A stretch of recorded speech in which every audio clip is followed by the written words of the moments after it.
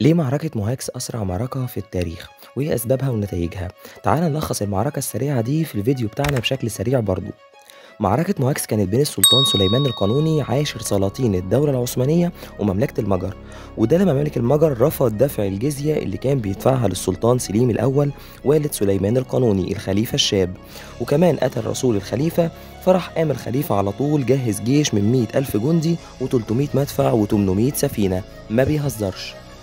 راح على طول بابا الفاتيكان كليمنت السابع أعلن حالة النفير العام في أوروبا، وأصدر قرار بمنح صكوك الغفران لكل صليبي يشارك في المعركة عشان يكونوا أكبر حلف عسكري، وهو الإمبراطورية الرومانية المقدسة، واللي بتشمل أسبانيا وإيطاليا وألمانيا والنمسا وهولندا وبلجيكا وسويسرا ولوكسمبورغ وفرنسا، وده بجانب مملكة المجر طبعا اللي بتسيطر هي كمان على باقي أوروبا تقريبا. فتح السلطان سليمان القانوني كام قلعة صليبية كده في طريقه لحد ما وصل عند وادي موهاكس بعد ما مشيوا حوالي 1000 كيلو متر. طب ايه اللي خلى الخطة دي اتحسمت بشكل سريع كده؟ السلطان سليمان حاول استدراج جيش الأعداء واصطف المسلمين في 3 صفوف. ركز معايا في الحتة دي. السلطان ومعاه جنود الإنكشارية في الصف الثالث ووراهم المدافع، والصفوف الأمامية أول ما يبدأ القتال تتراجع على طول خلف السلطان. وفعلا وقت العصر هجم المجريين وانسحب جيش المسلمين.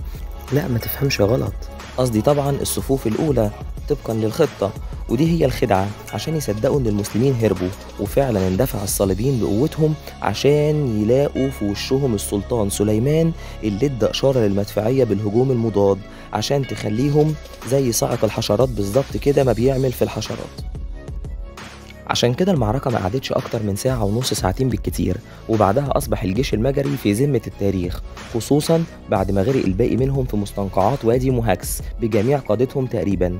وكانت نتيجة المعركة ضياع استقلال المجر وضياع جيشها، ودخل المسلمين عاصمة المجر بودا اللي هي دلوقتي بودابست، تمام كده، واللي هي جزء من العاصمة الحالية ليهم المجر طبعا.